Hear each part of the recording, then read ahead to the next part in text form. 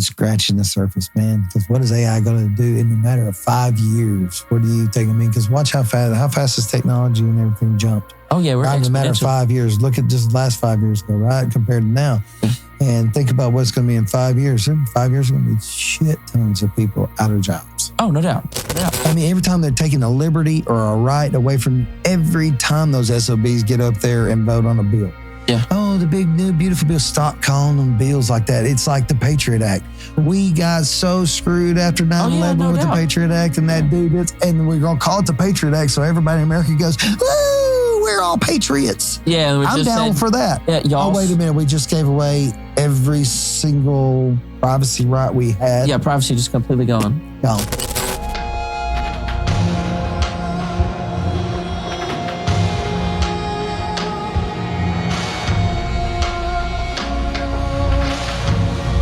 Hey, what's going on? It's another episode of the Joe Teel Podcast. And like always, I have another great guest. Jason Williams, what's going on, man? What's going on, Joe Teel? How you doing? I'm good, man. We just shot a little morning show episode, so hopefully y'all saw that. We're going to get right back into it. We talked a lot about your two restaurants and our sponsor. Shout out to Benchmark and Cafe Lucille. And I'm just getting this understanding of you, and I hope to get a deeper understanding of you. I feel like you're a good dude, and I'm ready to get into it, man. I think we're gonna have we got a lot of rabbit holes to go down to. Sure, I'm down a lot of rabbit holes. Let's go. So we'll go Main Street first on this deal. We're here in downtown historic Texarkana. It's cool. It's making a comeback here in our town. Yes, I love that. Before we get, first of all, I just got a quick. What happened originally to downtown? So like the original because when I was a kid, it was already to the point where nobody was really that point. Right. So that's kind of where my love for downtown came from, is those days. And mine were very end, right? So I was born in 74 and I lived through the 80s, all through the 80s here. And my pa was a little farmer in Rondo out here. And we were kids. One of my fondest memories was coming with him up here to Berman Far and going through that department store. Now, the department store was all nice, but you had to keep your hands to yourself. So I wasn't much on the Berman Far. But you could go down to Hopkins Feed and Seed, and there was chicks in there and all kinds of little baby chicks in there. And then, Papa would be like, get you one. I'm like, what? Mom's not going to like that, right? Right. So you get the chick and you take, and so I just love downtown. And then, so what happened to it though was the interstate system. Now this was already developed when I was there, don't get me wrong, but the businesses had not migrated from one place to the next yet, right? So where's traffic going to be? The new interstate system. Interstate systems come in the 60s, 70s, before I was born in here, right? But the business hadn't moved. Everything was downtown Texarkana because this is where 71, 67, 82, that's where they all came in. This is where the train station was. So this was Texarkana. You had the department stores down here. Collins and Williams was an old local department store. Your Dillard's, your Belk Jones. Belk Jones used to be down there. Used to have an escalator. That was the coolest thing when you're a kid. Your mom would drive you crazy. We're going, get down from there, right? So, but as everybody started graduating and going to the interstate, the mall, one place after another, boom, leaves, boom, leaves, boom, leaves. And as that happens, the buildings aren't refreshed and maintaining because the traffic is slowly going off downtown. And as that happens, a lot of the owners either hold on and don't sell and it doesn't move on, which, that can happen with property owners sometimes. They love a building for whatever they love it for and they don't want to sell it for what it's actually worth and what it's worth now. And then you also have buildings that were inherited by people and groups of maybe brothers or cousins or whoever inherited it. And they're like, no, we don't want to sell it, or they're not interested in selling it. They're going to sit on it and wait because really this downtown redevelopment has been in the talk for a very, very long time. We are steamrolling now compared to where we've been in previous years. With the opening of the Grimm, that was a big time catalyst to get that monument, if you will, not an eyesore. So it did not become just a broken down eyesore. And what are we going to do with this thing? And then it actually kind of becomes a monument of downtown, the way that it came out looking great. Oh yeah, it looks crazy right now. Mm-hmm. Yeah, I think it's almost like you convincing people to come back to this side of town. It is. Yeah. It is. And there are people that are in love with it and remember it. And there are people that just want a downtown because they want their downtown to be like downtowns in other cities, right? That are vibrant and full of life and, shops on the corners and people buzzing and running about. And it's getting there. There's some things that, getting you in here, getting, any new businesses in here down here, right? You've got, how much traffic are you creating, man? I'm seeing your show. And there's a ton of people coming in down here that may not even step foot in downtown Texarkana. Sometimes it's cool. The show has been interesting because there's people I know that have met because I've interviewed them. And so they kind of met through the show or something like that. So stuff like that's cool. But yeah, I'm bringing people here constantly. Yeah. Yeah. And I start every single show by saying I'm here in historic downtown Texarkana. And that's awesome. Yeah. I don't know, man. It just, when I moved up here and I started moving stuff up them hellish stairs back over there. Man, those stairs are brutal.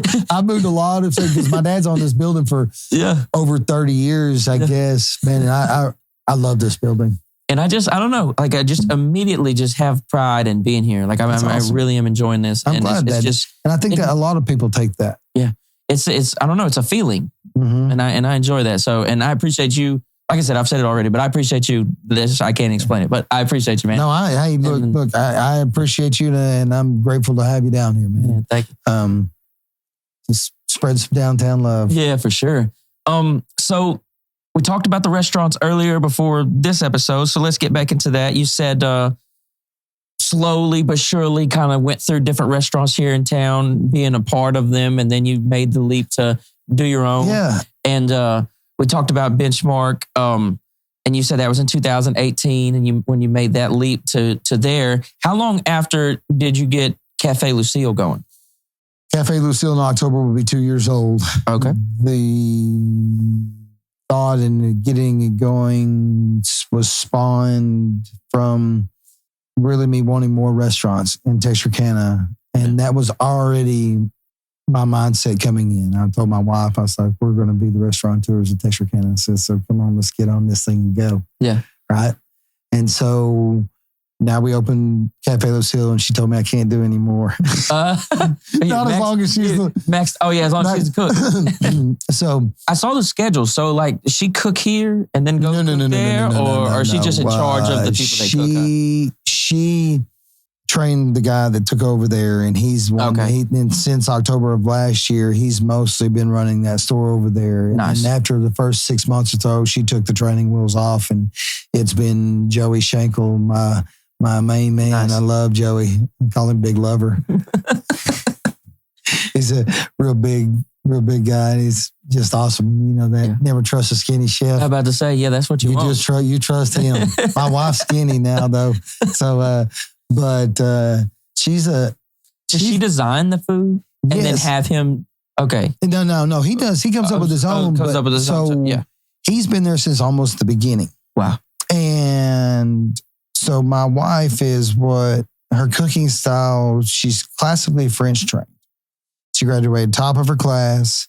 She externed with a master French chef, which there's only a couple of handfuls of those in the entire nation. Wow. And she externed with him. And then after she graduated top of her class, he offered her a job. And so she went over there and started working for him, did sauces and sauciers, worked her way up. My wife is a beast. Yeah. My wife is just an absolute beast. When she sets her mind to something, I'm not doing it she's just like Ricky Bobby. First to last. Yeah, first to last, gotta do it. Yeah. And then that's how she is. And she's going to outwork everybody and make sure that she's the best. She got her training through it's all French based, right? Marina Lawn Leno French Culinary Institute. She's what I call a mud butt.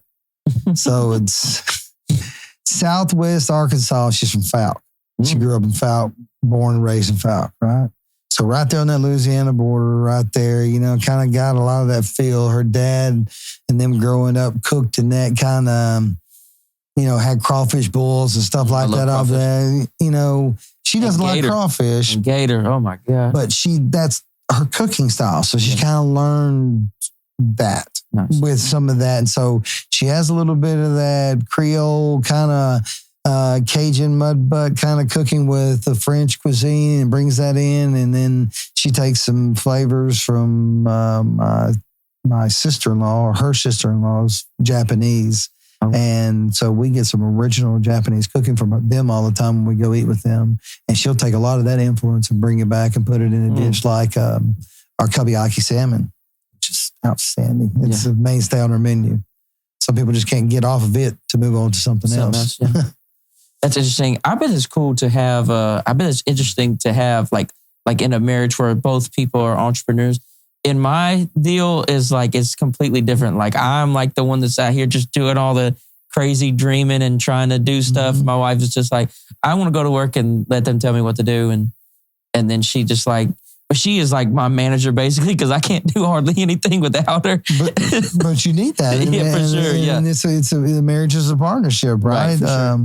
I remember my wife and I first got together as far as, you can't do anything without your wife. I mean, bro, I was just living the bachelor life. I bartending, managing, running bars. I just had pockets full of cash. My bills were always late. I about to say, I don't know that I know how to pay bills because we got married when I was 21. And I was together with her from high school. So we've been together for a long time. I don't know if I can pay the bills. You got to figure out how to do it. I'd have to do it. Yeah, it'd take me a minute to figure mine out too. She's been doing it for 20 years. We've been married for 20 years, so she's been doing it. But she saw my stack of cash when we were first married, and she goes, "You got a pocket full of money. All this stack of delinquent bills." Well, I'm a nitpicker for my clothes and the way they're laundered and stuff like that. And when we first got together and we were married, and she was terrible at laundry. She just kept screwing up my clothes, making me mad. So we made a deal. She's like, I'll take care of all the bills and take care of all this stuff. And you take care of the laundry. And I basically, I'm kind of the housewife, if you will, in a sense. That's my thing, though. I like, Oh, no, ain't nothing wrong with that. I like doing laundry. I can put headphones in and fold clothes and I can listen to a podcast. Yeah. That's super calm. And that's some Zen type shit. Yes. It can be. It's funny though. You're going to be married for a while. Obviously you've been married longer than me, so I can't. It's tougher with, working together. Oh right? Yeah. See, we don't have that. We never have. Mm-hmm. And so that's kind of what my original thought was oh man, that's got to be just adding another dynamic to it, huh? Oh, 100%. 100%. You're full on. And then when our, first 5 years at Benchmark, we were together all the time. And are y'all both in charge of making the decisions or? Yes and no. So it is and it isn't, but we're both in charge in a sense. My wife is a workhorse and she knows the ins and outs of all of the kitchen and all the nuances of it, the money, the percentages, cost, the rotation. She got all that down, plus all the creation. But my wife has no idea how to run the front of the house, no idea how to put all that together or do any of that. So that's always been me. I've grown up in the bar as a bar manager most of the time. I like to bartend. And so, I'd always, and I'm quick. And so I got to be a good bartender and I'd always work my way up to head lead bartender. And that's why I started to fall in love with the business. And so my end of it is the bar part of it, mostly bar driven. And I try to drive bar sales because that's where your money's at really. Yeah.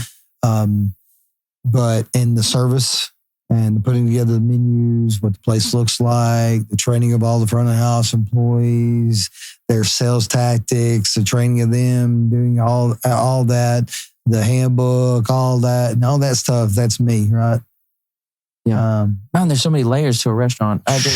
And you talking about vendors, the number of vendors we have. You think about it. I've got two wine vendors, only one liquor vendor. Okay, that's good, right? Yeah. And then I've got three beer vendors. All right, and that's just me, right? she can have up to 4 or 5 food vendors, depending on which ones we're using, but usually about 3 or 4 in rotation. So you got all those. Then you got a guy also that comes and throws your rugs on the floor and in your aprons and stuff. And, you know, and then you got a guy comes in and does your dishwasher, and hey, you pay that guy. Dude, it's that's what that part right there is where I come in and help with the balancing of everything and knowing the numbers and being like, look, man, this has got to be below this percentage, and we're running this percent here. We got to cut this out. That's my part of the job. I'll watch it and look at it and go, this is, you know, and I'm a baby shaker and a hand kisser. Or yeah, I know. Yeah, I know. I know how they. I biffed that one. You know? But no, that's 100%. That's kind of my job is to make. Yeah, I just can't stop thinking about it. Just yeah, and get you punched around here. You're kissing your wife's hand. Yeah. Okay, I'm back. I guess so.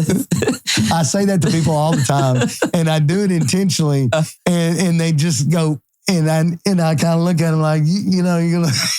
I can't help it. My brain's like, oh no, we got to talk about that. But yes, man, there's so. I just think of people like go into restaurants and they're just oblivious to all the different things, and so like the waitress may upset them or waiter may upset them, and so they're ready to throw this big fit and all this stuff. And most of the time, it just seems like the common person hasn't thought about all this crazy things you're talking about, percentages and vendors and things of that nature. They have no idea how hard it is for you to get that food to their table already. Oh, no. It's you know, in our sector of the business, right? We're scratch.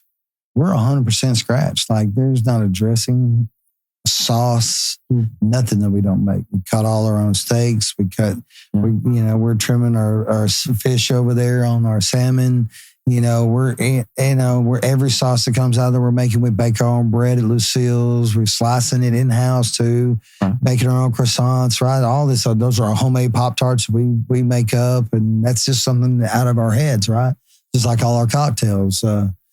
All our cocktails, even at both places, like I don't use vanilla anything. I take vanilla bean and I infuse it into vodka. Everything like that. Even our espresso liqueur. I don't buy somebody else's espresso liqueur. I make my own. I take my espresso and brew it, and then I take a little bag, tie it around, toss it over into some simple syrup, cook that down, make a nice thick, real espresso syrup, fresh out of it, and then add a little silver rum to it, and there's your Kahlua. There you have it. Yeah, I can tell you really care about the stuff, and that's cool. I just think that, like, I don't know. I always try to err on the side of like grace in a restaurant, you know, because like, it is a tough movie to be, even in the sense that the people that are pulling it off with pre-bought and pre-made, you know, like your Roadhouse, your Bubba's. Everybody already knows what's going on. This is exact.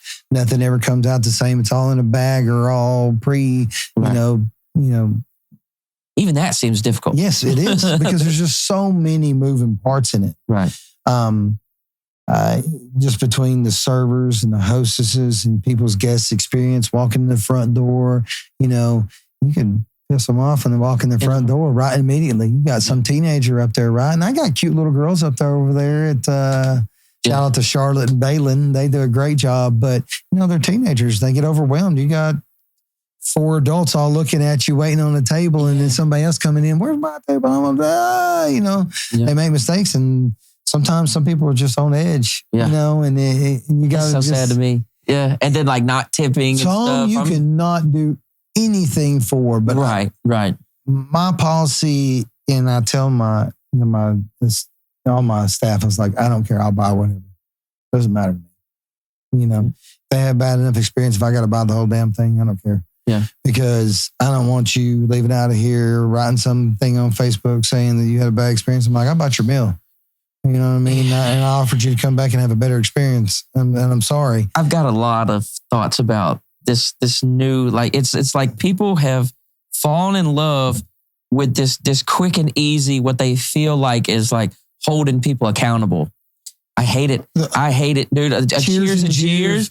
Dude, that's the devil. It is the devil. Part of that. And all it does is continue to breed negativity for all of us. Then, because we get mad and you get mad, somebody gets mad, then you go in there to defend them and they're defending them. And good Lord, man, we're just great. Dude, I wouldn't even Can it just have a cheers? Yeah, I wouldn't even want a cheers. I don't even want a cheers. I don't even want y'all thinking about me because I am a very fortunate and lucky entrepreneur, and I don't believe that I have a cheer. That's not. Don't say that. You're challenging the people. No. I'm not challenging the people, man. I'm putting it out there.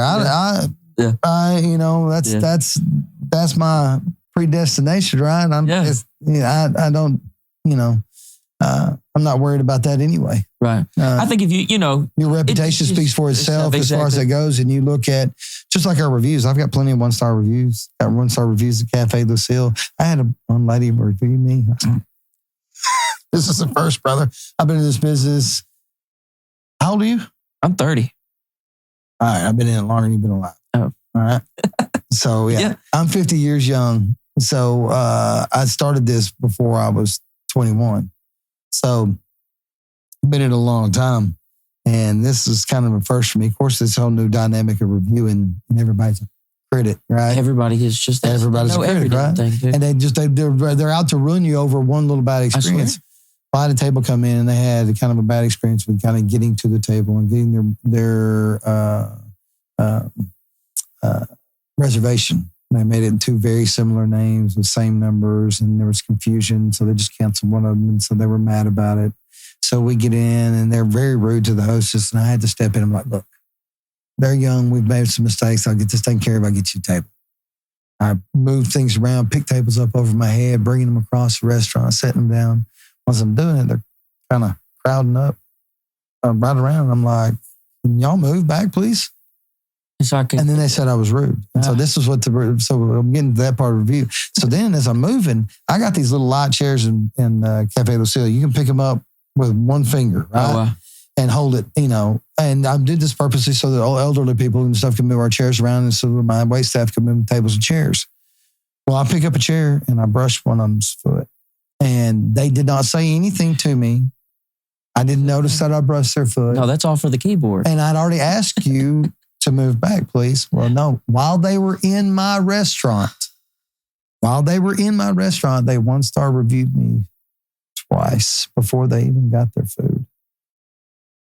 What do you do? What do you do? What do you do? You go over there and ask the individual what you want to do, what you really want to do in your heart of hearts, right? Is just walk over and get the hell out of my restaurant. Oh, yeah, flip a table or something. Yeah, get the hell out of my restaurant, right? But you can't do that because it's going to go worse. Get worse. And then no telling what else gets added to it. Oh, man. Profiling or whatever gets added to it. Yeah, I don't know. It's race car gets played sometimes. Yeah. It does a lot in that instance. Yeah. Oh, man. I don't know. People get hyped up on what they feel is accountability. And I think that accountability... call me accountable right there. Call my manager over to your table and tell them you're unsatisfied with what's going on. Yeah. That's accountability. Yeah. And working, I think, to leave a bad review or to jeer somebody, I think the first thing you should do is work it out internally or attempt it. Mm-hmm. So like, let's say you go to you get the manager, you get the owner, and then y'all still don't come to understanding. Okay, then I kind of sort of understand, like whatever, you go on the internet, you just go whatever. 100%. But I feel like it should be a common courtesy to work that shit out. Yeah. There. It don't 100%. And most people don't even want accountability from strangers anyway. But I do get that, like, okay, if there was no place where people could bring stuff, then there could be like some power the other way where it's just like, people could just treat people like shit over and over and over again, nobody say nothing. The problem is, I think that that part's healthy, but the problem is that I do think people, they get the green light and they're like, oh. Well, social media, Facebook and everything has made everybody feel like their each and every opinion is important. Is very important. Yeah. Sometimes it ain't. Right. Yeah. It's interesting. People are victims a lot. Yeah. Yeah. Victims of poor service or victims of whatever they have that mentality. They walk in looking for that already. Wrong, yeah. Well, vibrate that way, man. Yeah. That's what you're looking for all the time, and that's what you think all the time, and that's what you're ready to complain, and that's the deal. And then you're walking in, that's what you're ready. That's what you're ready for. You're telling the universe and everything right out in front of you in the next few moments that this is what I want. Yeah, it's gonna come. I mean, if you're looking for bad, you'll find that's it. Just yeah. That's definitely. Some people just like that though. Yeah, and that's just they're ready to be grumpy. Yeah, and use the internet to do it. Yeah, I don't know. I think there should be a way for us to like if a restaurant is like being bad consistently, you're like, hey, let's talk about it. But at the same time, it's just like... Well, I mean, the reviews are pretty powerful, but right. I mean, you can sway those anyway, getting people to review it for you a lot and stuff like that. But it is a good way to see, hey, man, there's a whole bunch of 1 stars, a whole bunch of 2 stars, a whole bunch of 3 stars, and not that many 5 stars, where you look at my restaurants. I've got 1-star reviews, don't get me wrong, but... astronomical and overwhelming number of 5 stars and 4 stars. So I think I maintain a 4.8 on both restaurants on Google. Now, who knows on the Yelp or that? I might have a 4.7 or a 4.8. Yeah. Who knows what I got to pay this person to pop up in this spot here and there, whatever. I tell you, that part right there is where the mom and pop in me and in restaurants in Texarkana and stuff like that suffer the worst is marketing. Like the big Joes and the corporate places, they have marketing budgets backed. And people who intently work on it that work for them as marketing people, right? You don't have that. I don't have that. I don't know enough about marketing and how much money am I throwing here, throwing there. Am I getting anything out of this one, man? Over the 7 years I've been independent like this. Magazine here, this golf tournament here, this, you're just throwing money all over the place, kind of trying to see what's going to get your name constantly out there to people. Yeah, it's different. The world's changing. I guess I'm assuming marketing has changed dramatically, and probably even in the 7 years for sure. Oh yeah, dude. I wonder what AI is going to do to marketing, dude. I mean, even just like people aren't even making flyers anymore. What is AI going to do to marketing is even scratching the surface, man. Because what is AI going to do in a matter of 5 years? What do you think? I mean, because watch how fast this technology and everything jumped. Oh yeah, we're in a matter of 5 years. Look at just the last 5 years ago, right? Compared to now. And think about what's going to be in 5 years. In 5 years, going to be shit tons of people out of jobs. Oh, no doubt. Those people spend all that time coding and working all that stuff. Those jobs are gone the first. AI can code already. No, yeah. So boom, all those people gone. like that, boom, you're gone. Oh, here we go. We're going to get hot right now. We're going to get going. We talked about it. We're 30 minutes in. It's time to get crazy. Yeah, no, I don't know. It's always strange when I meet someone that downplays the AI deal. Well, a lot of people are scared, so they don't look into it also. It's not going to come from my sector too fast and the robots and automated because people are still going to want and need, I think, that, service and that part of what I do. But your average restaurant and in 5 years, some of your fast food places and stuff like that can completely McDonald's is going to go robot fast. Oh, 100%. Because they're already trying. They're trying to get rid of the cashiers. They're trying to, and people still paying for that poison, and they're gonna run through robots, right? Yeah, that's the worst food. Yeah. Oh no, I can't even believe you. I don't eat. And I can't believe I ever let my kids eat that. Looking at what I feel bad too sometimes. Like, oh, dude, I watched a video on how the nuggets are made. I was like, oh no, don't do that. Don't do that. Yeah. I still ain't made it. I only ate one McDonald's nugget one time, and I was like, you ever gone down the rabbit hole of their French fries? Oh, dude, aren't they like ultra processed? Oh, yeah. They have to spray their stuff. The farmers so their potatoes, they want their potatoes with no eyes or no blemishes on them at all. So in order to get this, they got to spray it with glyphosate and everything just like immensely. The farmers won't even go back in the field for like 5 to 7 days. So then they go back in the field, and then after they're harvested, they take them and put them in these giant football field sized tents to let them defumigate for like so many weeks or some shit before you can go in and process them. And then we eat that shit. Right? Yeah, that's not even the finishing part, right? So there's more that goes on to them after that. But that right there is bad enough. Yeah, that's all bad enough. It's interesting. Like we're in this part of society where it's like the only way to feed all these people is to try to, I feel like a lot of ways they've had to learn how to cut all these corners, and we're at this point where there's less farmers and there's more of them fidgeting with stuff. That's a bad thing. You're going to start on a rabbit hole, AI rabbit hole. We're going to start down the food and killing the local farmers so the food industry can be controlled by the corporations. I mean, they control them, right? That's the goal, is to get down all those farmers to where they're not independent farmers. They don't want those. They don't want Joes like me, in restaurants or anything. Yeah, they don't.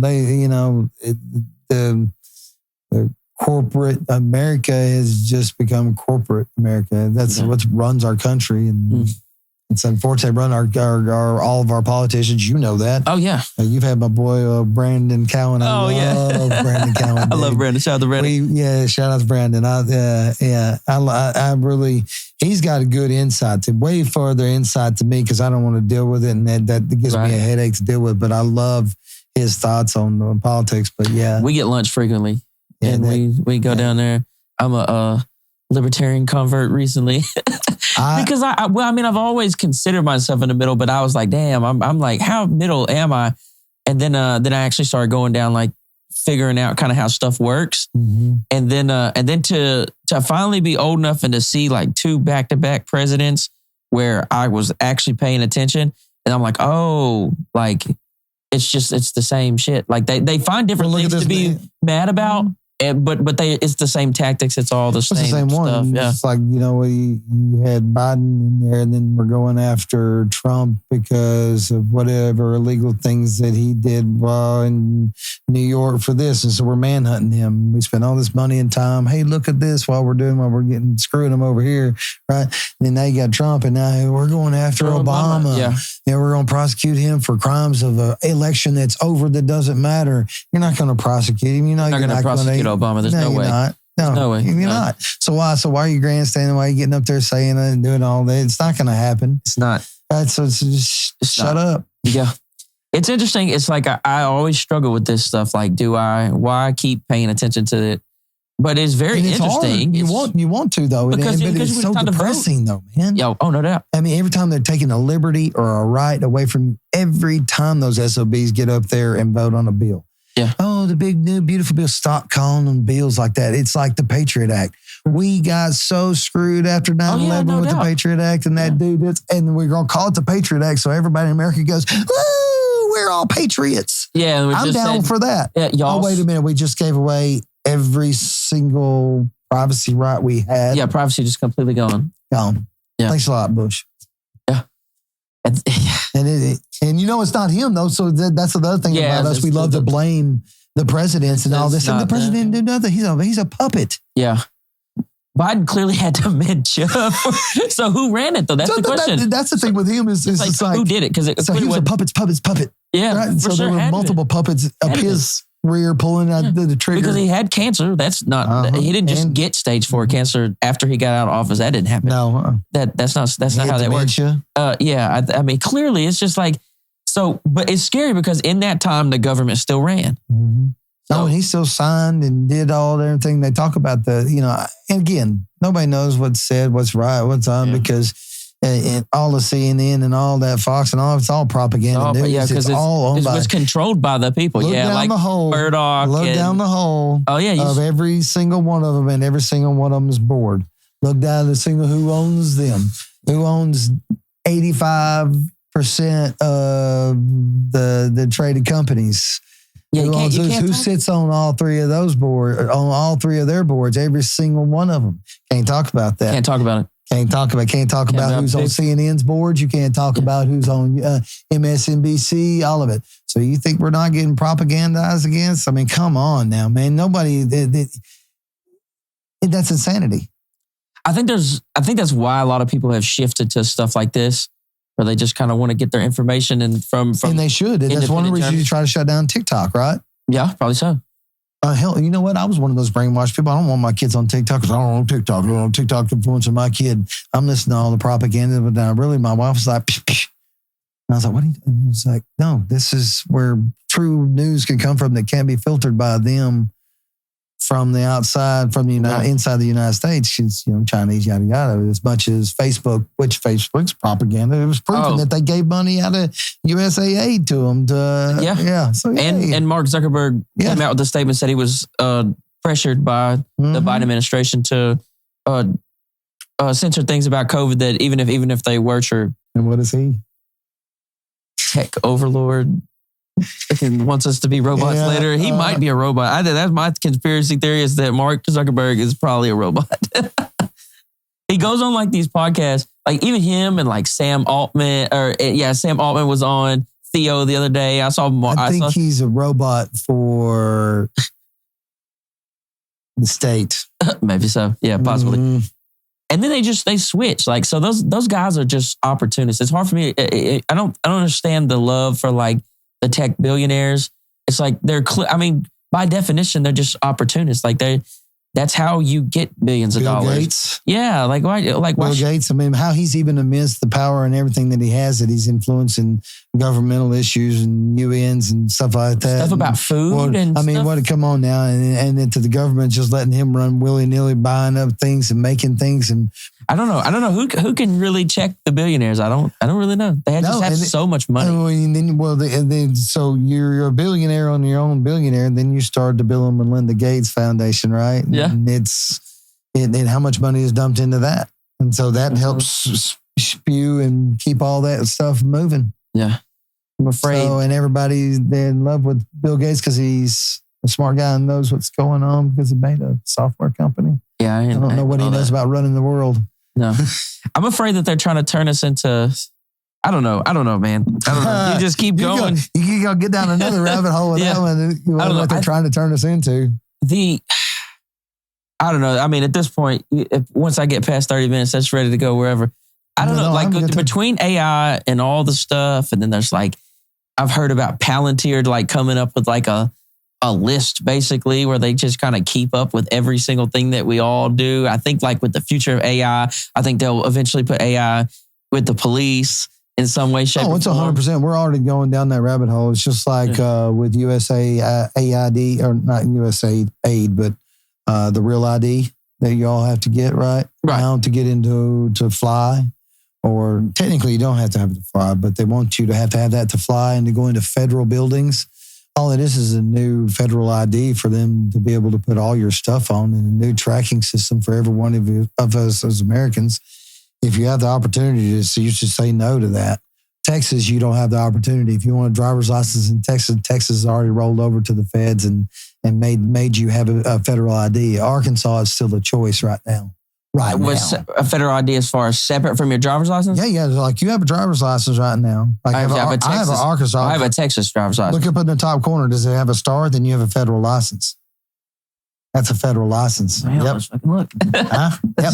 Texas, if you get a new license in Texas, you have to have it. My Arkansas license does not have one.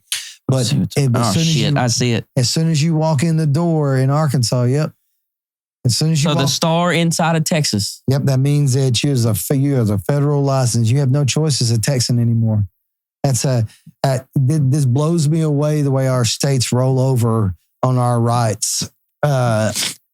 It's I don't even know what that means. What does this mean? It means, so it's the start of a federal database to store all of our information and all of us, right?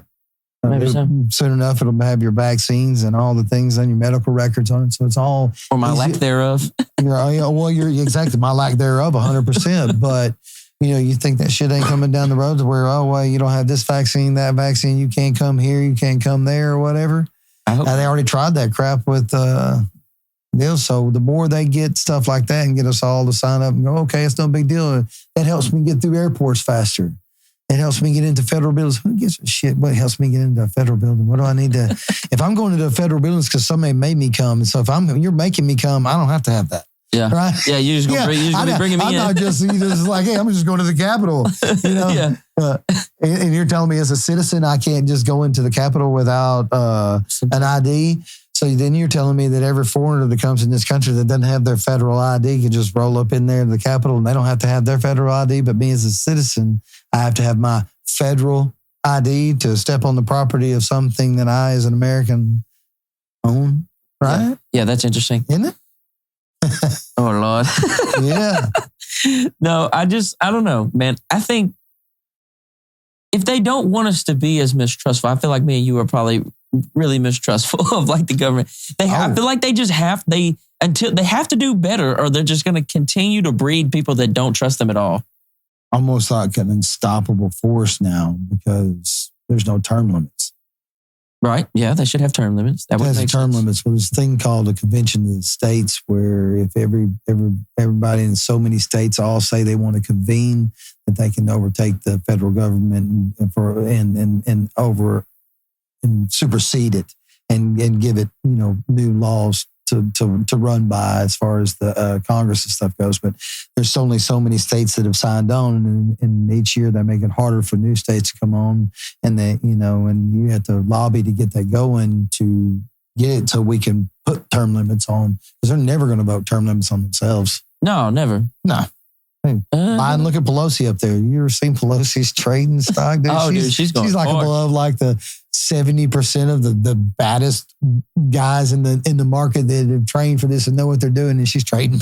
Oh yeah, dude. You know what I mean? She's not insider trading. She's just hanging out up there. Yeah, she's like the crypt keeper anyway, bro. Yeah, for sure. And what does she make? Her net worth is not possible by her salary. Oh, her salary is under $200,000. Exactly. She's worth millions. Yeah. Her and all her families, all of them are like that. It just seems like that. But so if we were ever, the reason, it's funny that, Trump does all that stuff and gets up there, and I love it. I loved it, man. I'm like, hell yeah, look at all this, spending you're doing. Look at this money. It's like, God, that's even more than I even thought. That's even crazier and easier than I thought. You're thinking the same thing, right? Lesbian studies in Egypt, right? And we're sending $2.5 billion, right, to it. And you're like, all right, well, what's going to come of it? Yeah. I don't know, man.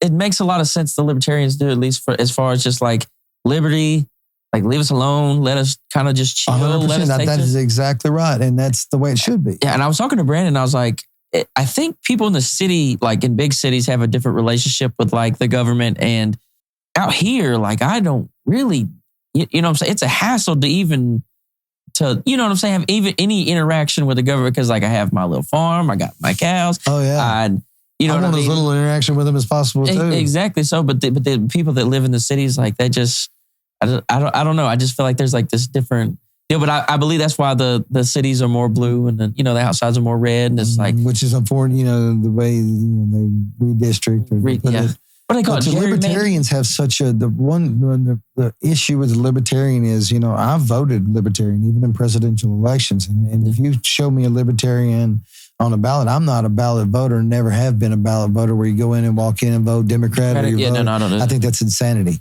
That just makes, in my opinion, that makes a mockery of the entire system. If you lean one way or the other, great, right?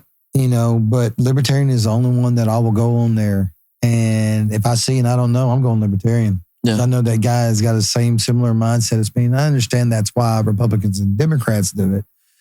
But, libertarians can't get any go because the system's not made for them. And they're not going to let it be. Yeah, they're never going to vote it into where there could be a third party coming and stealing. The powers that be that lobby and sponsor all of the people that are elected officials aren't going to let it happen. Yeah, they don't want to pay for their third party neither. If there's a third party, that just means they're going to pay more. And the third party that, can't be bought right now, right? Yeah, the libertarians can't be bought. I love seeing Massey up there doing things. I love Thomas Massey. Yeah. He went on Theo Vaughn and was talking about how it kind of goes behind the scenes when they're voting and stuff. And like there's a little Republican powwow. I want somebody to tell me, that's what I want to hear. That's Marjorie Taylor Greene, you know what I mean? Yeah. Some people aren't a big fan of hers because she's she's so green in the business of politics that, she doesn't exactly vote the way she should maybe sometimes or whatever. I don't know. Yeah. But I like her because she's straightforward. She just tells you how it is. And she's telling you, hey, they're back there trying to screw us. Yeah. They're making bag deals and like there's a Democrat powwow. There's a Republican powwow. Talking about AIPAC, how AIPAC comes in and basically every senator comes in and it's got all of them have an AIPAC handler. Just basically feed them information and money and It's asking for money and lobbyists. Yeah, it's interesting. Yeah, all the different lobbies are crazy. The corporations, big pharma. But it wouldn't be nice to see the Libertarian Party in this chaos of everything right now, the way it is, and everybody looking, going, even at your own side that you've been so in love with, and you're going, man, we suck too. Yeah. We suck. Because in my younger days, I was a Democrat, but Democratic Party was not what it is now. This is a crazy thing right now. I don't know. I was, but like I said, up into my 30s, I was Democrat voter. Trump's more like an older Democrat than OG. He is an OG, like an Democrat. OG Democrat. Yeah. And so, in a lot of ways. So is RFK. RFK really is an OG Democrat, but that party all rolled over. And then he just is not. He can't be supported in that party, right? And he can't be independent. There's a lot of people that I listen to. I like Dave Smith a lot. He's a comedian that's real big in the Libertarian Party. He's not like an actual politician, but he's a commentator. He's been destroying people on the Israel Gaza stuff and the Israel Iran stuff. Dave Smith is an animal. I love it. He cannot be messed with. And the problem with that is debating for Israel at the moment is incredibly tough because it's just like, what are we not going to use our eyes? It is. Everybody should use their eyes because 100%. If you just use your eyes and see what's going on, you know what our government is doing and backing and not doing anything about. And we're supposed to be this world cowboy, right? Yeah, we're America. We're the world cowboy. We're going out there. Injustices everywhere, right? We're running over here, saving Holocaust here, do this here, this. We're running here, over here. We're going to liberate this country and do all this, and then we back this. Yeah, and watch it. Yeah. See, that's where TikTok and stuff comes in. When I see these videos, I'm like, oh, God, I don't want to see another kid get blown up. That's crazy, bro. Like, are we just not supposed to pay attention to that? For what? Exactly. Yeah. 1,000-year war of Holy Land. Oh, man. I Between us, Britain, and the UN, the thing we made over there in the 48, yeah. I don't know. And then you got your Bible people that just that think that there's certain things that have to happen. Israel is just like, but we can't throw out propaganda and brainwash. We can't throw out all reason and just say that a verse in Genesis told us that we're supposed to back what's the current government of Israel. That's absolutely insane. That has nothing to do with the Bible. That's what I love of Carson. Tucker Carlson. Tucker Carlson. Oh yeah. When he had said, it's like, when Ted Cruz, he tore him up. Destroyed Ted Cruz. And the only thing I don't like about, I don't want to see Texas turn super purple or anything, right? But in the end, you see Ted Cruz get destroyed like that. Who's coming up underneath? Yeah. Which side's going to wind up winning that? Well, somebody that at least wants to care about. He's 100% paid for. Well, he said it. He even said it. Yeah, he was. I got into the Senate to make sure Israel is like, wait a minute now. And then he told. I'm sure your constituents in Texas said, "Hey, guess what, Ted Cruz? When you get up there in the Senate, man, we want you number one. The one thing that you got to do is support Israel and everything Israel does. Come on now." Yeah, that's crazy. That's crazy. And then he turned around. Because God said it to you. No, God in the Bible didn't tell you to support the nation. Not Bibi Netanyahu. Come on. The people. Yeah, not Bibi Netanyahu. People, right? There's no way. No, exactly. Bibi Netanyahu not is not who that person's about. Do you think God is, whether you believe God's here, whatever. Me personally, I believe he's here and he's in all of us. And every one of us, we're all God and walking out our lives as God and living as God, and that you don't have to seek God outside you. So, but that's interesting. Huh? Yeah, we can get into that. But he turned around and he called Tucker Carlson. He was like, "You're the one that's obsessed with Israel." He's like, "Dude, you literally said the reason why you're in the Senate is crazy." But to believe that any God, whatever you believe in, right? And I believe there's a creator and a God, right? I just happen to believe that they's here, right? But if you believe that, how in the world can you look at what's going on and be like, "Oh yeah, that's what we're supposed to support"? No way. God, that's what God wants. That's what our Creator wants. That's what Source wants, is for us to be murdering. There's no way. It's tough. It's tough. Oh, now that the Tucker broke the story the other day with the Aguilar guy that was Navy SEAL. No, he was some type of special forces guy for 25 years in the military. He goes and gets on this contract to go be a part of where the aid is being distributed there. And he was with the IDF or whatever. And through this one organization, I'll butcher the name. But anyways, he was just sitting back observing, like they're shooting at like watching. He was watching them shoot at the people when they come to get the aid. And then he took a picture with this kid. And this kid was like, thank you, blah, blah, blah, blah, blah. And gave him a hug, blah, blah, blah, blah, blah. And then then there's this picture of the kid, like dead. Just from walking, because they're like cattle trailing them to the aid station. They go through all these fences and they move all through there, and it's like cattle. Everyone's starving.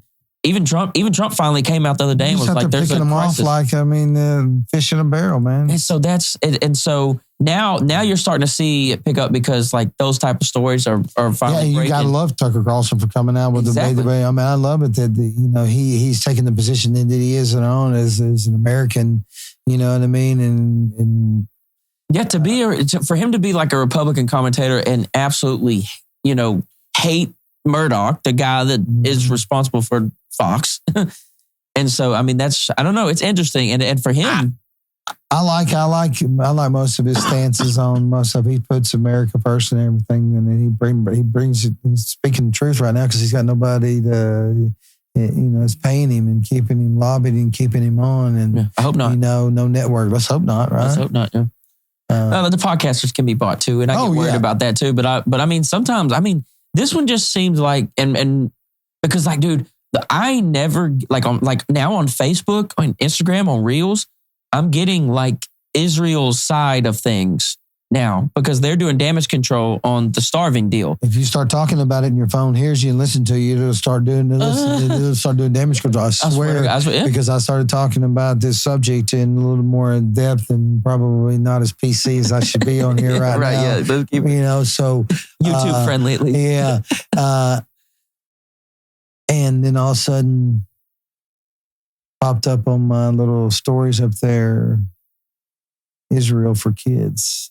And Israel propaganda for kids popping up, like educate your kids on the relationship between us and Israel. I'm like, where and why would they be popping up in my stuff? What? And they, like you said, they're doing damage control. They're doing damage control right now. Sure. And even Netanyahu went on the Yelk Boys podcast. Do you know that's crazy that there are, I think, like 20 states that have it on the books to publicly bash Israel and speak ill of it is a criminal offense? At 20 different United States, and then at 10 more have it in voting on the books, ready to put on their books. And like calling it like anti-Semitism is a crime. Mm-hmm. Yeah, 100%, right? But guess what? Not any of the United States, any of the 50 states have. What's that? A book, a law on the saying that if you talk about the United States and slander the United States, that it's or like burn a flag or something. Yeah, it's not against the law to do that. Not to our own country. Yeah. Why? Very interesting. Why? Yeah. Does that make any sense? It does not make any sense to me. And I don't know. What makes any sense is how are any of those states voting on that? Right? They're bought and paid for. They have to be. Yeah. Because you ask the average American, like I said, you got your gung-ho Christians that believe there's a verse in Revelations and a verse in Genesis that they think certain things need to happen over there. They'll back who? And they'll back anything. Whatever. But like the average person right now, especially a lot of people, like you're just your regular common person is like, why are we doing this? And so like that's why I think that like the Epstein files and stuff have got a lot of people, like, because people just won't drop it. Like Trump just keeps getting up there and he's like, why are y'all still talking about this? And it's just like, you said you was going to tell us and now you ain't. And so like, and then we see how everything's going. You're like, I'm glad to see that happen so that everybody doesn't have such rose shaded glasses when they're looking at Trump and all and like, look, I think it's just as bad to be far left as it is to be far right. If you're way on the other sides of everything, you can't see anything but that, and you're down with, you're party centric. You identify yourself as a Republican. I'm a Republican. That's wild to me. I would never ever introduce myself in any form or fashion and associate myself with a political party. Introducing myself to anybody ever, whatever. Yeah. You know what I mean? Like if you're a senator, that's not an identity of mine. Yeah, right? Like if you're a senator, I get it. You're an actual politician. Yes, if you're running for office, like if Brandon will run for libertarian office, which I would totally back you, Brandon. Yeah. Oh, no doubt. Yeah, but no, just I don't know. People are just like they're I don't know. They're on sides, but I do think some of this stuff is breaking through the sides. Like the Epstein stuff, and then like the people didn't really want to go to war with Iran. That's exposing, like you know what I mean. Especially the Republican Party is down the middle right now. That though, the sides need to go. Look, hey, stop fighting with each other because we're both getting screwed on both sides, and I'm not on either side, so I don't say both. Yeah, but I mean, each side's getting screwed over just as well as the other side. I think it's fair to say depends on how you want to be screwed and who's doing the screwing. For sure. I would say that half of the Republican Party right now, maybe not half, but a good chunk of them that are worried about some of these moves that they consider kind of weird that's happened are starting to think more, like are finding some common ground with the people like on the left, at least the anti-war people on the left for sure, especially when it comes to the Israel stuff. Because I don't know. And see, that's what I want to. But so see what you don't see. You got to see all the liberal push with everything all regurgitated on a constant basis with mainstream media through everything and all the propaganda, just shoving it down your throat and everything and all this and all, right? And now, where's their voice? Their voice is anti-war, is it not? Is the left and all that left side and for the people and LGBT and all that stuff and everything, are they not anti-war and 100% anti-war, right? Why? Where did their voice go? Yeah, because their voice is not popular with telling you that they don't want war. It's not a popular. It's not a popular thing to say, right? No, it isn't. Because we want to be at war. Yeah, because we have a war machine that makes money. And then we get to pass the big new beautiful bill with a $5 trillion increase to go in the defense bill. Yeah, so it's not in their interest to stop fighting. I think that's why we meddle so much. We meddle because it's just like we're either meddling to get our way somewhere or to keep war going. And I think that's so crazy because these I really think the entities behind it is just to keep war going. Yeah. And to further the capitalistic nature of the West. And so he can overtake the rest of, like Russia. Russia's not like us. Right? Yeah. So I think that the senators and and them that vote for war should have to be a part of it or something. It'd be nice or something like that. Because I bet if you could, let's say you had a son, you're a senator, and you vote for war, that your son automatically has to go or something. But war's so different now, though, right? Oh yeah, we're not talking about war in Vietnam. Oh no. We're barely even talking about thousands dying, right? I mean, we're not even talking about in the millions. So how catastrophic is it to lose lives, right? And that's why they really don't care now because everything is droned. Drones, yeah. It's been a lot of drones. So, I mean, if you look at Russia, Ukraine, and Israel, Gaza, and Israel, Iran, it's been a ton of drones and a ton of missiles. You don't really hear too much about the boots on the ground. Exactly, yeah. And I know between Russia and Ukraine, there's still tanks and stuff like that. The deal in Ukraine is that right now there's no way for Ukraine to win. There's no way even when we keep sending money, there's no way for them to win. So they're at a point where they're going to have to give up more than they're willing to give up to make Putin stop doing what he's doing. And so Putin has South Korea, North Korea. They just sent another 30,000 troops to him. He can just keep throwing bodies, and he clearly don't give a damn. And if you look back on that too, why we won in Russia and all that, and everything's so bad. I mean, I don't blame Putin. Putin doesn't want the capitalistic nature of the West taking over Russia like it's taking over. Like, they got 70-something trillion in minerals over there. Oh, in Ukraine? No, in Russia. Yeah. Right?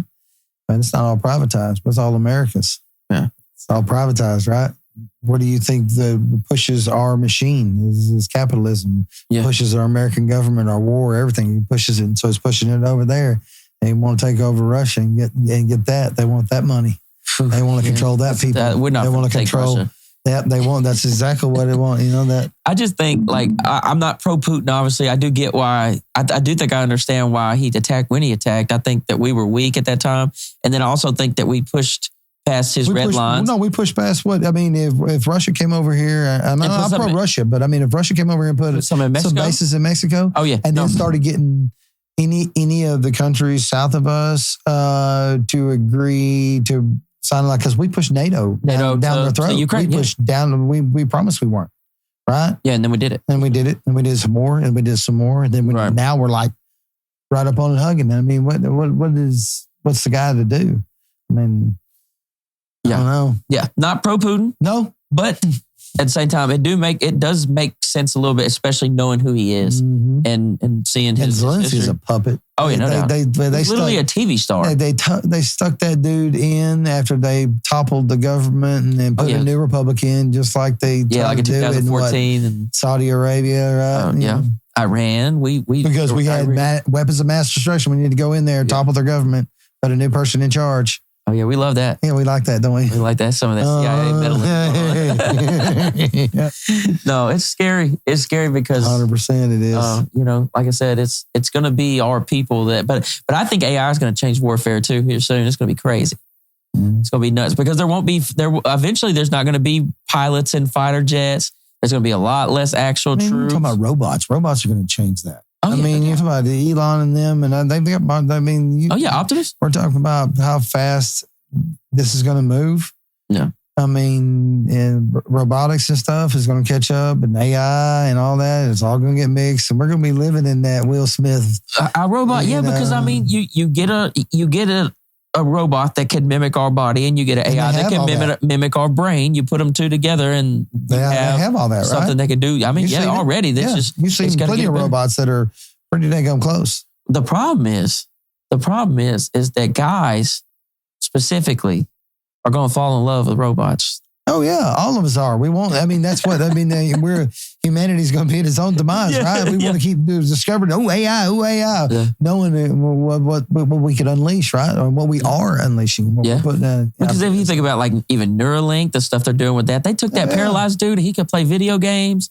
There's a lady that they think is going to be able to cure from being blind. Now they're going to turn everybody into this, and everybody's going to sign up for it and want that. And who knows when your kids are kids, when your kids have kids, bro. It's going to be a different world. Think about that. People are willing to do that because of all these benefits that they get. So then people are going to go, I want a benefit of having my home computer in my head. And I want a benefit of logging in to work at it. I can just sit at home and do this and work and do all that. I mean, turn into Wall-E. Scary road we're going down. Yeah, it'll be interesting. Like if at the first batch of like public Neuralink comes out, and let's say you're at the office, you're the only dude without the supercomputer in your head, you kind of just slow now because you can't. Man, I don't know. It'd be hella peer pressure though. It would be. Oh yeah. 100% how you gonna to get to? I mean, just like the peer pressure of the COVID thing. Yeah, that did that. I mean, that what 80% of America did it, and I guarantee at least 30% of those 80% did not want to take it. Right. They were probably forced to take it by their jobs. Right. Which it's unfortunate we can't, people can't go back when things happen and prove that it was that and sue their company for that. But I don't even want to talk about this. Yeah, it gets me upset. But oh no, I didn't take it. I didn't take it either. And I actually, but I have people that I very much care about and I very deeply care about that I'm concerned about, and I've seen the effects of it, and I was actually right at the end of my military contract, and that was the reason I got out. So, because I didn't take it. Good. I sat there with 200 people. They asked who wants it, and nobody, and like 10 people said, "Yeah, fine, I'll take it." And then they said, "Okay, well, here's the briefing about what happens to you if you don't take it." They get to reading about how you're going to be affected, and they said, "All right, who wants to take it now?" And then it's flip flopped. There was about 10 people who didn't want to take it that way. So it it reversed. And shit, I was one of the 10. And I said, as soon as they said you're not going to be able to do this, you're not going to be able to do this. Yeah, a lot of people were like, oh yeah, this. Because in that moment, it seemed like that was going to be the end of your military career if you didn't take it.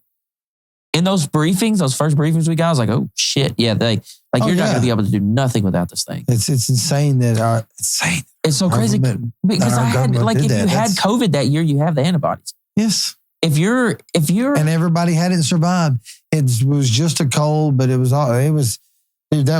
whole thing was 100% on just. That shit's crazy, dude. Because like the mortality rate was super high, or not the I said that backwards. Yes, the mortality rate was super low. Super low. Yes. Yeah, that's what I meant. My bad. It was affecting older people. People with stuff already wrong with them. You know what I mean? That happens in flu seasons and things, and they come and go. Yeah. So like I'm standing there with this group of dudes, and we're infantry guys. So like that's what I did, and everybody out there was the highest standards of the regular army.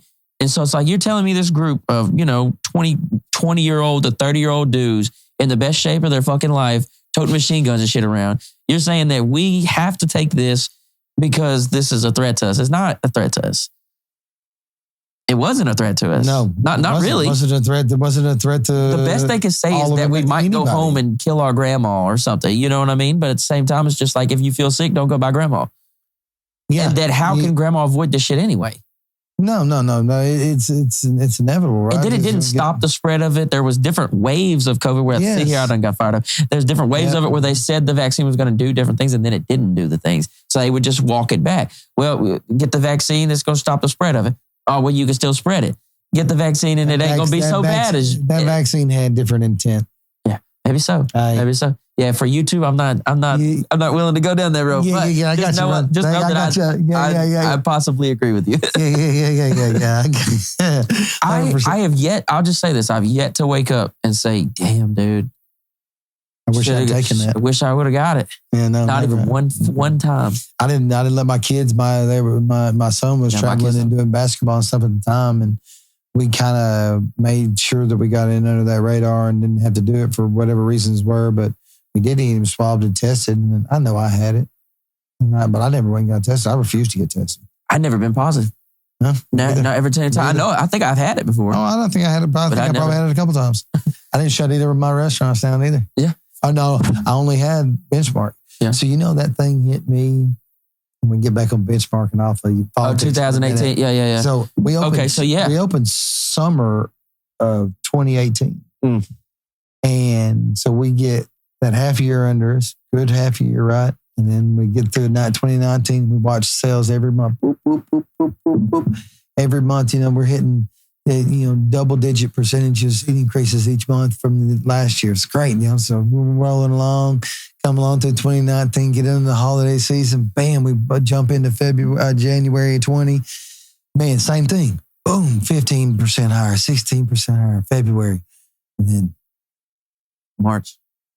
But it didn't kill me that bad over there. Texas didn't come down on it as hard as Arkansas. Arkansas came down like Gestapo on their bars, man, which that would have gotten me in jail because I would have been totally in the news, had people with guns up in front of my place being like, I'm not going to stop it. I'm not going to stop you. You're not going to stop me from doing my business to make my living because you say I need...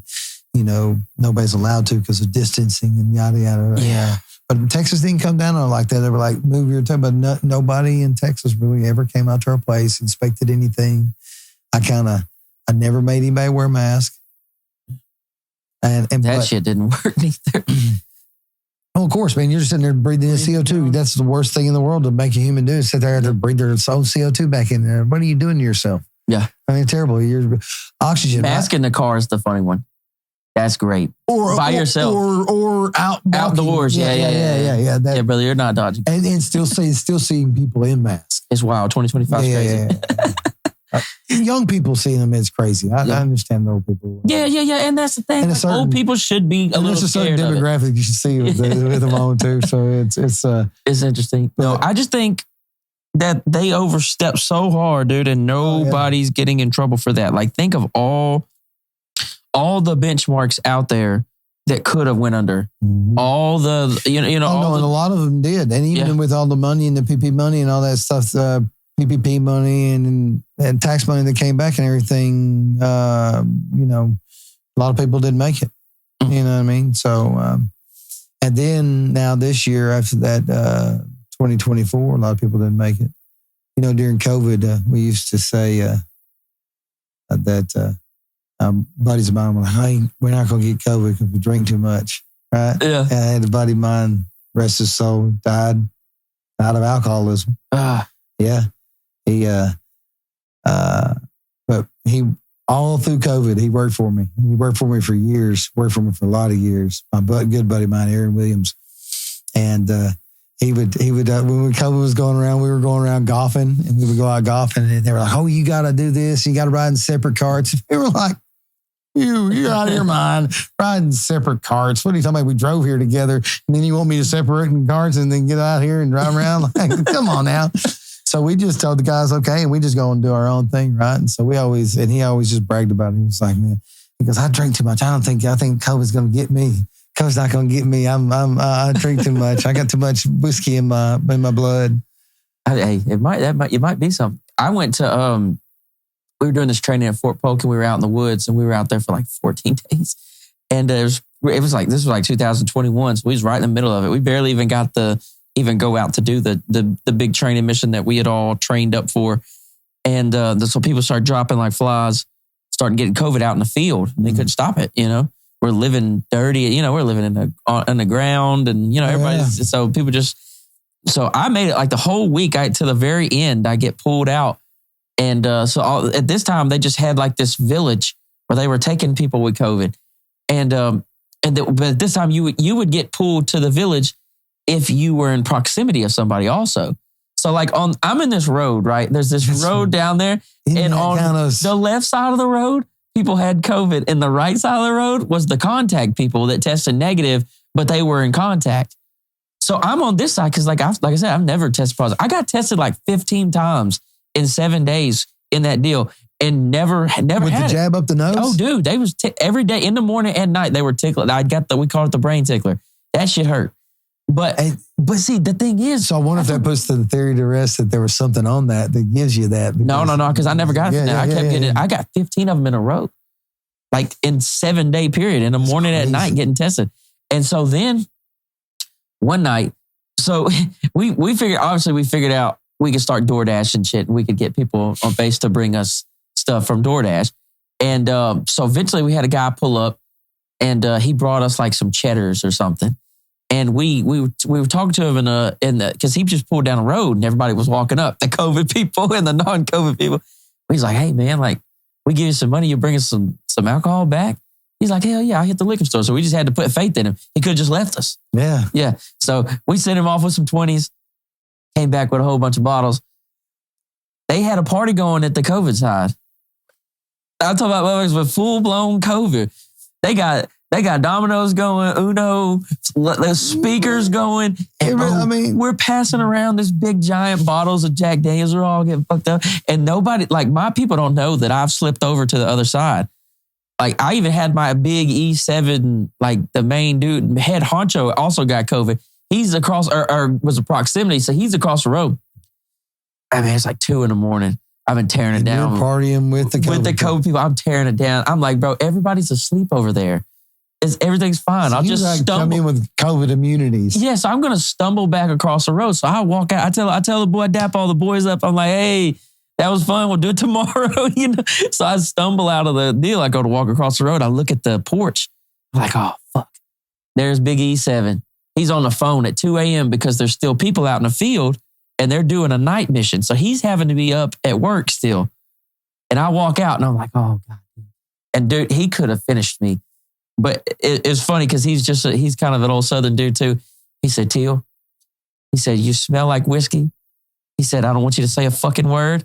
He said, you go get in your bunk. You don't tell nobody where the fuck you been at. And you shut the hell up and you never speak of this again. I said, yes, Sergeant. Yeah, no doubt. Dude, that's awesome. You get a sergeant that's that cool. Yeah. So yeah, I mean, we just had a good time. We just partied. I never got it. And maybe it was alcohol. I don't know. But if the alcohol is enough to kill the COVID, it's probably not good for everything else in there. No, it definitely is not that. I guess we'll finish up. We'll go that route for a little bit, man. So yeah. I'm trying to get sober again. I'm not trying. I am getting sober again. This is day 2. Come on. All right, congrats. I've done it before. After drinking every day for like 6 or 7 years, I quit for like 2 years. And so I'm going to tap into like some more resources this time. I'm going to get some more people because last time I was like, I was almost kind of prideful about it. And I was like, I quit all by myself. I didn't go to no meetings. I didn't do none of that shit.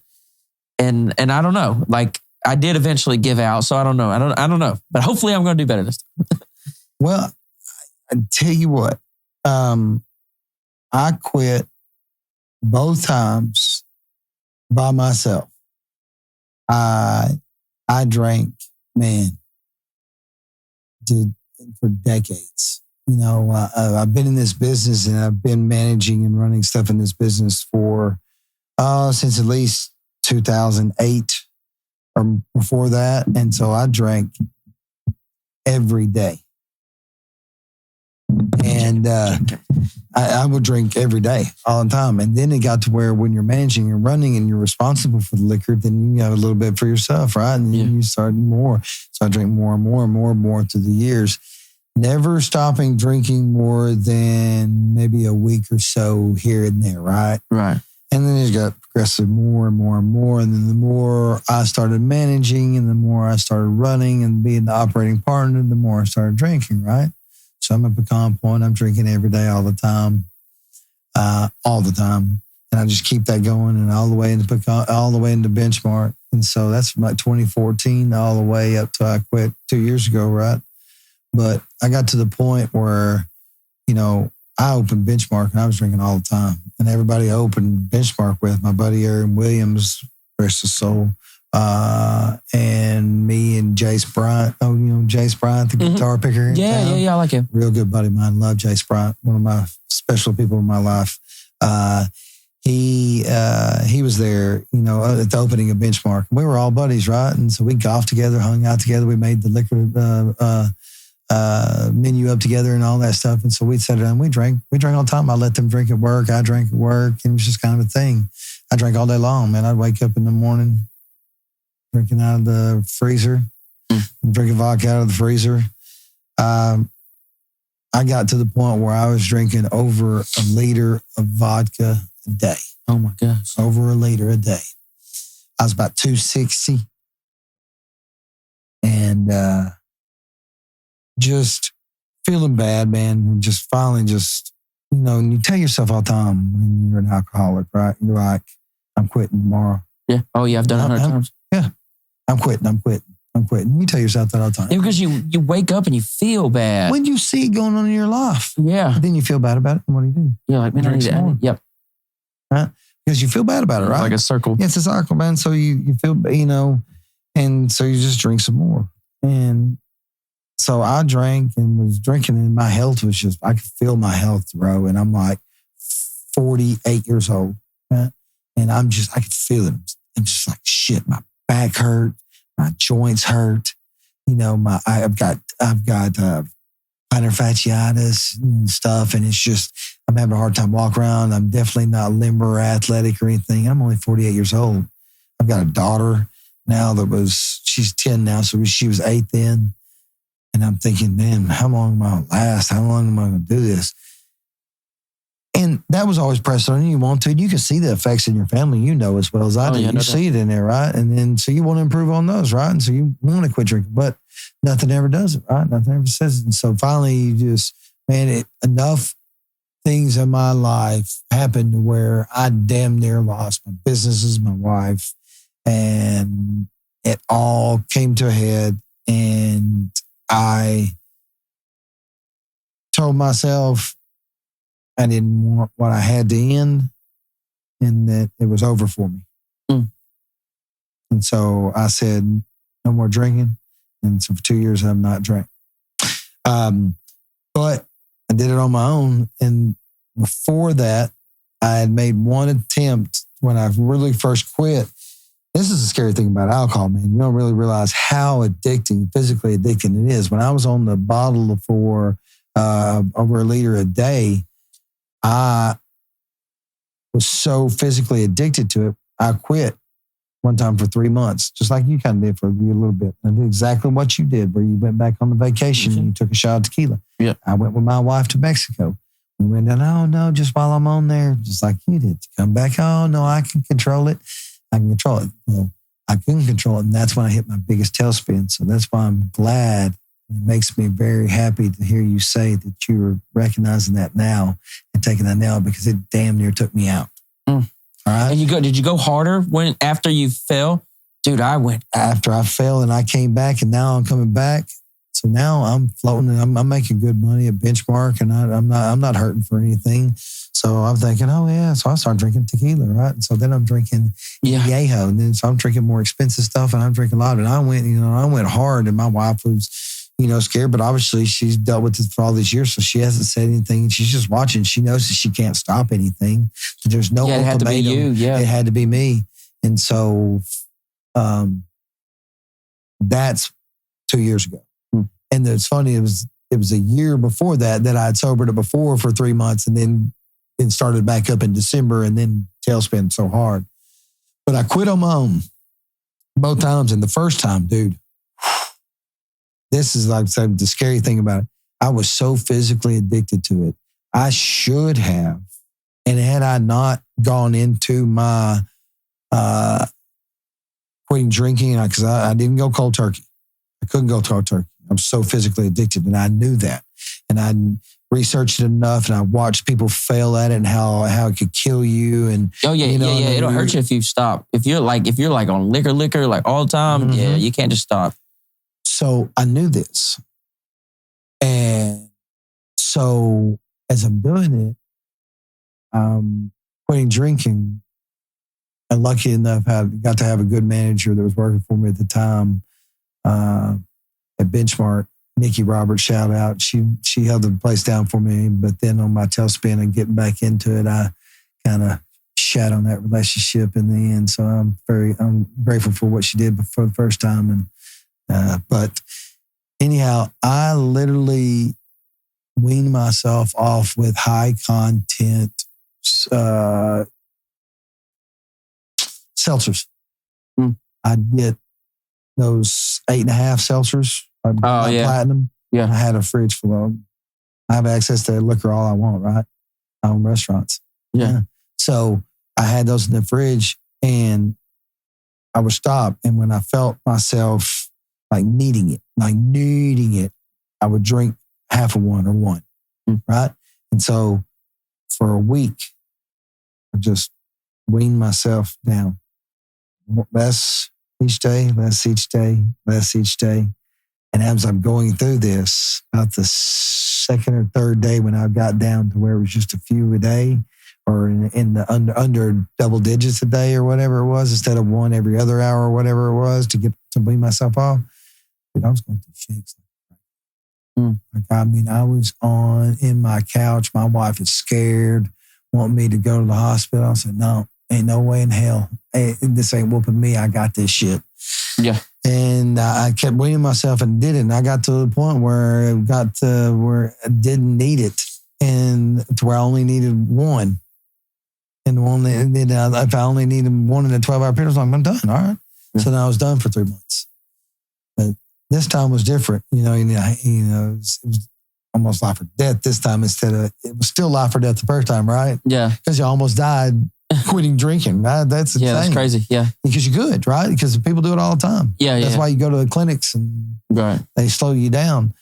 But the second time I did it, was just determined. I told myself it wasn't, and I took a different path, and replaced it with, exercising for myself and working out. And I replaced that with the time and really focusing my energy on that and my family. And then I started meditating and stuff like that. And so that helped me through it. And something in my journey, man, I want to tell you, and this will make you think of alcoholism in a different light.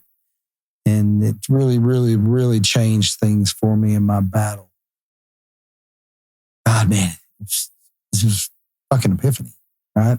I'm going along and I'm studying, I'm looking, following different podcasts and stuff like that, watching those about just your mental game and stuff and losing, regrets and all that and guilt and how do you get rid of all this and the things and how do you move forward with your life. So, through the followings of some meditating and some other things like that, gotten down there, you kind of come across stumbling on the discussion of a victim. And I'm starting out just saying this in the victim in this way because everybody kind of has, in a sense, in America, this victim mentality, right? Everything's somebody else's fault. Right. Right? They cut me off in traffic, so I'm pissed off. Right? Or I didn't get this raise because John over here said this or did this or because there's nepotism. Right? There's always something. That's victim mentality. We all kind of have that in a sense. Not everybody, but all of them kind of. Some people have an overwhelming amount of victim, right? We look at it. Bad reviews on restaurants. Yeah, right. And you see it. So you look over and you see the victims on the left going, oh, crazy. And you're like, oh my God, that's a victim. But you also see it on the right. Or these people like something like that happens over, somebody that's far on one side or the other, right? And you see it. And it's just still the victim mentality. Well, the way alcoholism has been looked at this whole entire time is we're all victims. We're all victims, right? We can't get out of this. We're always alcoholics. You're always going to be an alcoholic. You're never not going to be an alcoholic. Joe, you're always going to be an addict. How many classes have you gone through? Because I've had to go through 28-day classes because of DWIs. I've sat through a lot of these things with. I've never been to none of it. I never had a DWI neither. So I had 2 DWIs back in 2002, and so I had to sit through some 28-day classes. That didn't quit. And they tell you you're always that. Yeah. Right. They always tell you you're always an alcoholic. Once you're an addict, you're always an addict. This is what you are, right? And then you go to AA, and you're forced to go to AA because of these classes. Then I go to AA later on in my life to support some of my friends that were going through it, and they wanted me there, so I was there for them. And so you just listen to it, and it's the same rhetoric over and over and over again. We're all victims. We're all victims. You're never going to get out of this. You're always going to be an alcoholic. You're always going to be an addict. You got to be on the lookout, man. You need me. And through my searching this, you're either a victim or not, right, in life. Yeah. You accept your responsibilities for all the things there are. And so I just decided at that moment that, fuck it, I'm not a victim anymore. I'm not going to be labeled as a victim anymore. I've changed my life. I've gone down a different entire path. I'm not an alcoholic. Yeah. I'm not.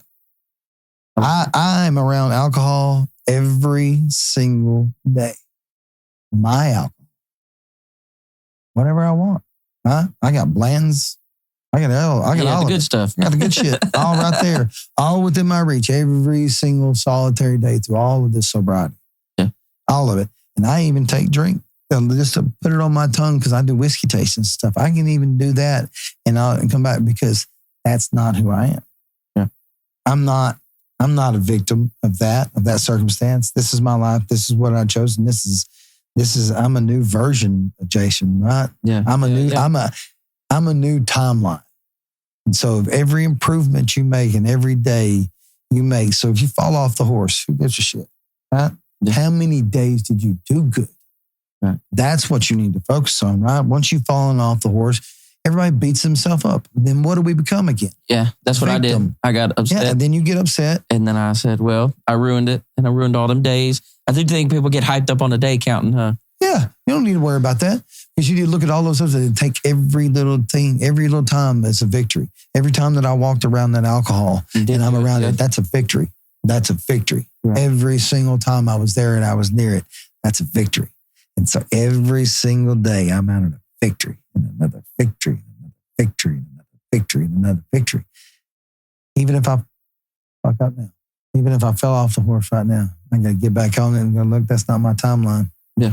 Get back right. I got more victories to have. Yeah. I like that. Yeah. Yeah. So I appreciate you sharing that too. It's and so you're not a victim in your own life, right? No. The rest of them, do you look at yourself as a victim in the world, right? No, I do. Even though sometimes victim mentality falls into anybody's mind and stuff like that because it's his fault or his fault, right? Yeah. Because it's all your fault. You react to your choices, to react to however you react in your world and take the perception the way you have it. So if you ever follow yourself and you're not a victim, man, just no, man. That's not me. It's not me, bro. I like that. I'm gonna take that. I'm gonna take that for sure. Hell yeah, man. That seemed like a good point to cut her off for the night. Man, dude, thank you so much. Yeah. Once again, thank you for helping me get this going. And yeah, no problem, man. And I've enjoyed myself immensely. Yeah, dude, I'll have you back. This is a good time. Yeah. I would like to come back and really have an in-depth morning show. A couple of them maybe coming up to Oktoberfest. Yeah. Since it's going to be definitely October the 4th. You know what I mean? A couple more when we start getting more sponsors. Right now, Simmons Bank is our core sponsor, our presenting sponsor for Oktoberfest on October the 4th at 4 p.m. Yeah, whenever you need anything from me, you got it. I appreciate that, brother. I definitely appreciate that, brother. Same here, man. You need anything from me, whatever. And I need to come back on soon enough and have a little morning spit off about the show about Main Street's new project, which we're offering up to $10,000 zero interest loans for up to 3 years for anybody that's willing to move their business in and give us a business pitch for downtown. Nice. With $1,000 grant if you're approved. So if you're approved and you apply and we approve you for the $10,000 grant or loan for 3 years, pay it back however, whenever, no interest. If you're approved for that, then you get $1,000 cash on us as a grant. Wow. To come in and move your business into downtown. So we're trying to encourage businesses to come into downtown and get these little boutiques in here, get some more walking business. Yeah. Yeah, I would love to see downtown just full of every building. That's kind of the goal, right? You know, every single one, unless you utilize every single one. I mean, that's my goal, man. You know, and my tenure goes to see this thing balloon. It'd be cool when people can, because I think it's coming. I don't think this is going to stop now. I think people are starting to see, if this is going to work. And so it's going to be cool when you'll just be able to go. Yeah, just be able to go downtown and just go do stuff. How old are you? You said 30? Yeah. I mean, you're the youth and the people younger than you, getting y'all on board, getting y'all going with it. That's where it's at to continue the flow. I love it. Yeah, I love it, man. Appreciate it. Yeah, like I said, anytime you want to do a morning show, just hit me up. We'll make it. Brother. Yeah, you got the keys and stuff. I can't even stop you. I had to find the keys to get in here like that. And then I had to go talk to my dad. He'd ask who I am. He did do that. He made me worry for a minute. Dude, I played a round of golf with him one time. And this was years ago. The entire time he called me my brother's name. a whole 17. Yeah. He turns around and says, Jason. And I said, Dad, you called me Kurt for 17 holes. Wow, suddenly my Jason. Now. Yeah. I said, what did I do? I finally hit that bad shot for you. That's crazy. No, but he's cool, man. He's cool. I definitely appreciate all this, dude. He is a cool guy, man. Yeah, let's do it, man. Thank y'all for tuning in.